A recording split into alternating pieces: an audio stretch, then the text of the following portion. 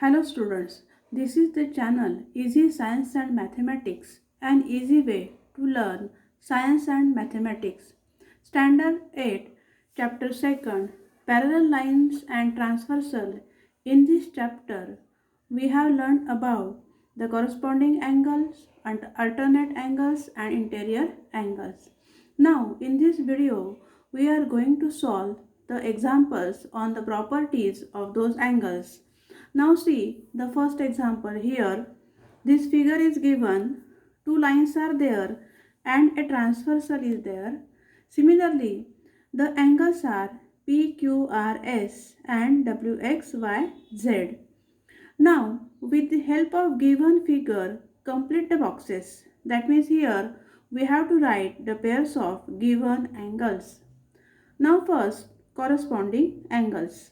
इथे आकृतीच्या आधाराने आपल्याला इथे कोनांच्या जोड्या लिहायच्या आहेत. पहिल्यांदा आहे corresponding angles म्हणजे संगत कोन. Now from the figure, angle P and, now this is angle P and what we have learned? The corresponding angle will be angle W. So angle P and angle W, these are the corresponding angles. Corresponding angles कसे ओळखायचे ते आपण बघितले. These are on the same side of the transversal. ते छेदिकेच्या एकाच बाजूला असतात आणि जर आपण रेषांचा विचार केला तर रेषेच्या वरचा आणि वरचा कोन, रेषेच्या खालचा आणि खालचा कोन अशी संगत कोनांची जोडी असते. मग इतर कोनांच्या जोड्या तुम्ही सहज लिहू शकाल. Angle Q and angle X. Now next, angle R and angle Y. Angle S and of course angle Z. So these are the corresponding angles. Now next, interior alternate angles. आंतर व्युत्क्रम कोन. याच्यासाठी तुम्हाला सांगितलं होतं की जी फुलीची खूण आहे ती लक्षात ठेवायची आहे, कारण हे जे कोन असतात अल्टरनेट अँगल्स ते छेदिकेच्या विरुद्ध बाजूला आणि अशा तिरक्या कोनात असतात. अशी जी फुली आहे, आपण जर समजा इथे डॉट डॉट केले तर अशी फुली तुम्हाला लक्षात ठेवायची आहे. So interior alternate angles, angle S and angle X. These are the alternate angles. Then angle R, angle W. These are the interior alternate angles. Now interior angles antar cone. We have learned the property that interior angles are supplementary. That is, their sum of measures, it is 180 degree. But here we have to write only the pairs of interior angles. आपल्याला फक्त कोनांची जोडी लिहायची आहे. आणि आपण शिकलो आहोत interior angles are on the same side of the transversal and between these two lines. Interior angles आंतरकोन हे छेदिकेच्या एकाच बाजूला असतात आणि या दोन रेषांच्या मध्ये असतात. मग आता इथे angle S and angle W. These are interior angles. Angle R and angle X. These are the interior angles. So thus we have completed the first example. Now second example here. These examples from your book itself. Now next example, line M and line N. These are the parallel lines and line P is the transversal.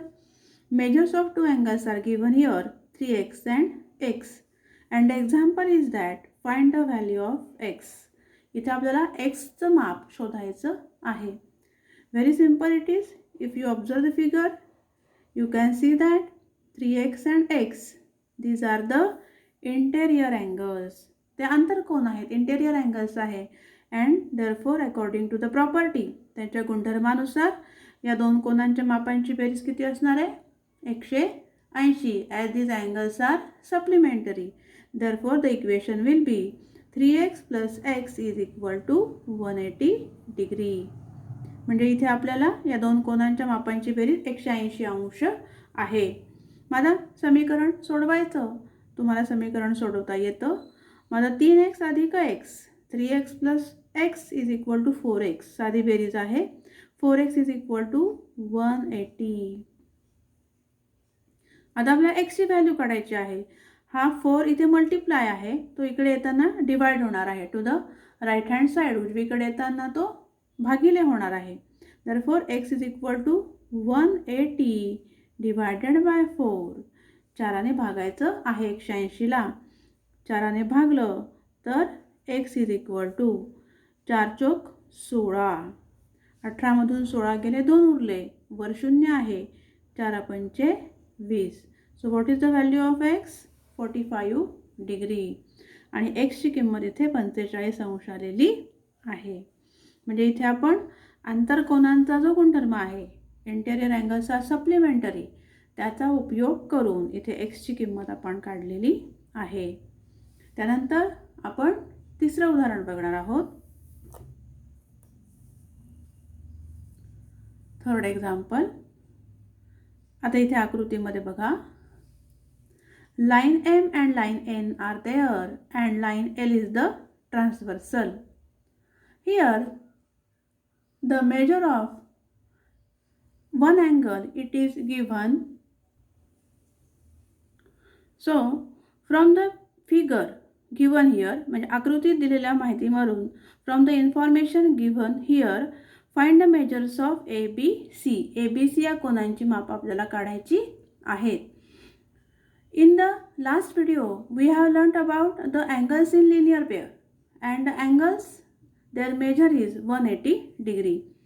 आता इथे हा कोन 70 अंशाचा दिलेला आहे. आकृतीचं जर तुम्ही निरीक्षण केलं तर 70 and A, these are angles in linear pair. These are the angles in linear pair. Linear pair आपण शिकलो की ते लगतचे कोन असतात. These are adjacent angles and their one side is common. Okay. So 70 and A, these are angles in linear pair and their sum, it is 180 degree. And therefore the equation will be A plus 70 is equal to 180 degree. Linear angles, these are linear angles. And now solve the equation. A is equal to, आता आपल्याला A चं माप काढायचं आहे. हा 70 जो आहे तो उजवीकडे येताना वजा होईल, तो इथे प्लस आहे, इकडे येताना मायनस होईल. So A is equal to 180 minus 70. And therefore A is equal to 110 degree. मग A कोनाचं माप आपण 110 अंश शोधलेलं आहे. आता आपल्याला B आणि C कोनांची माप शोधायची आहेत.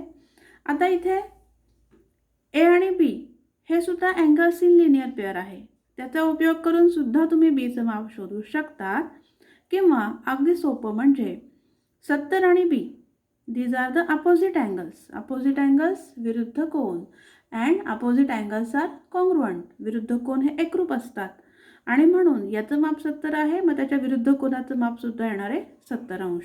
बघा इथे 70 and B are opposite angles and therefore B is equal to 70 degree. आणि म्हणून B चं माप हे 70 अंश आलेलं आहे. आता C या कोनाचं माप आपल्याला शोधायचं आहे. B and C.